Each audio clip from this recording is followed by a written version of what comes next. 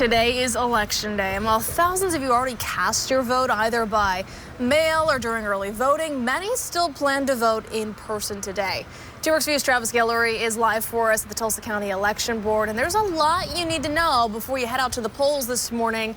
And Travis, you've got that all covered. Yeah, absolutely. You know, we've got what you are going to see on the ballot when you head to the polls, also how and when those ballots are going to be counted. But before we get to all that, there's kind of just some basic info that we need to get out there so that way folks are well informed before they head out to the polls. Of course, polls open at 7 a.m. this morning, so just about 2 hours from now. They're going to be closing at 7 p.m. And of course, you're going to need a valid Oklahoma ID. That could be your driver's license or your voter registration card, that little paper that they give you whenever you register to vote. If you don't have a ride to the polls, you can catch a free ride with the Tulsa Voter Van as long as you're wearing a mask. You can sign up at tulsavotervan.com. And if you don't know where your polling location is or just have other questions, want to see your ballot maybe before you get there, you can go and check out the OK Voter Portal.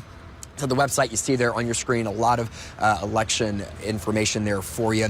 And, you know, before you do head to the polls, got to know that there are some rules before getting there. Leave the MAGA hats at home. Leave the Riding with Biden T-shirts at home. If you wear any of that kind of stuff, either, you know, going for or against a candidate or a ballot measure, that's considered electioneering, and that's actually against the rules inside polling precincts here in Oklahoma. So leave the shirts, hats, masks, buttons, stickers, all of that has a candidate's name or a slogan on it. Leave all that at home before you head out to the polls this morning. And a reminder, if you've already submitted a ballot, either by mail-in or by early voting, it is illegal to vote a second time. Don't think you can pull a sly one. In Oklahoma, voting twice in the same election is a felony, and it's punishable by up to 5 years in prison and a fine of up to $50,000. So it's really not worth it. However, if you requested an absentee ballot and then you decide not to use it, you can go to your polling place, fill out a statement saying that you will not use your absentee ballot, and then you'll be able to vote in person there. Be a new thing to some people, but this is not a new thing for us, and it's certainly not a new thing for a lot of voters in the state of Oklahoma. Absentee's been around for a long time. It's a very safe, and I want you to understand how reliable this process is. That's Gwen Freeman there at the Tulsa County Election Board, and making sure that you know that the 60,000 Tulsans who have voted and the nearly 280,000 Oklahomans who mailed in their ballots, those votes are safe. They are secure. Later tonight, cars are going to be filling up this parking lot that I'm in right now at the Tulsa County Election Board, and election boards all across the state carrying physical ballots and thumb drives from electronic voter machines. Then they're going to be all brought in to a secure room where the ballots are counted by inserting the recorded data from the individual voting devices into the state HEART system, which, by the way, is not connected to the internet, so no need to worry about hacking or anything like that. The machines they use are not connected to the internet. You know, from counting ballots here and then all the way up to the national level, if we don't have results from the presidential race, which is pretty likely tonight, political scientist Matt Mott of Oklahoma State University says that this is all just part of the election process. He told TWorks for You, because there's been an historic number of absentee ballots mailed in, and some states, like Oklahoma, aren't going to begin tabulating those ballots until tonight. We're likely not going to have the results from the presidential election tonight, and that's not a bad thing, but that asks the question of when do those results become official? Congress will certify the results of the Electoral College on January 6th, but per the Electoral Count Act, which is a somewhat obscure piece of legislation, it's actually the case that state-level results will be reported by December 8th, which is 35 days out from Election Day. The Electoral College convenes on the 14th, and under the Electoral Count Act, they are going to defer to whomever is ahead in the state level counts on December 8th.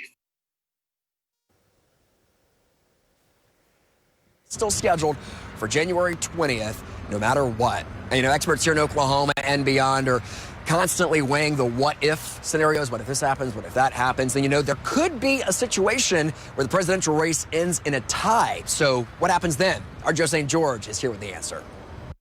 What would be the most 2020 thing ever to happen with this presidential campaign? Perhaps a tie? Take a look at this map. If this happens, which is theoretically possible, Joe Biden and President Trump would both end up with 269 electoral college votes. To find out what happens next, you have to stop focusing on the White House and start focusing on Congress, where according to the Constitution, the new House of Representatives that is sworn in January would decide who is president. The Senate would pick the vice president. There ain't no light at the tunnel for you in the House of Representatives. Now, just because Speaker Nancy Pelosi and House Democrats are projected to be in charge of the House again doesn't mean Joe Biden will automatically win. These are the rules for breaking a tie for president. Each state delegation in the House of Representatives gets one vote based on an agreement worked out between representatives in each state. California may be the largest state in terms of population, but it only gets one vote. Wyoming is the smallest state in terms of population, and it also gets one vote. Republicans currently control 26 House delegations. Democrats control 22. The others are tied. If the next Congress looks like the current Congress, well, President Trump would win re-election. Of course, all of this is extremely unlikely, but again, it is possible, and it is 2020. Remember, Thomas Jefferson became president in 1801 because of a tie. In Washington, I'm Joe St. George. And of course, you know, when you see your ballot, it's not just presidential race that's going to be on there. A lot of other things filling out that ballot. Of course, big contested race for U.S. Senator right now. Longtime U.S. Senator, Republican Senator Jim Inhofe is being challenged by Democrat Abby Broyles for that Senate seat. And then, of course, you know, there are several U.S. representatives races as well. But here in Tulsa County, we're going to see 3 districts that will have council races on the ballot. In District 5, incumbent Cass Failer faces Mikey Arthrell. Then down in District 6, incumbent Connie Dotson is running against Christian Bengal.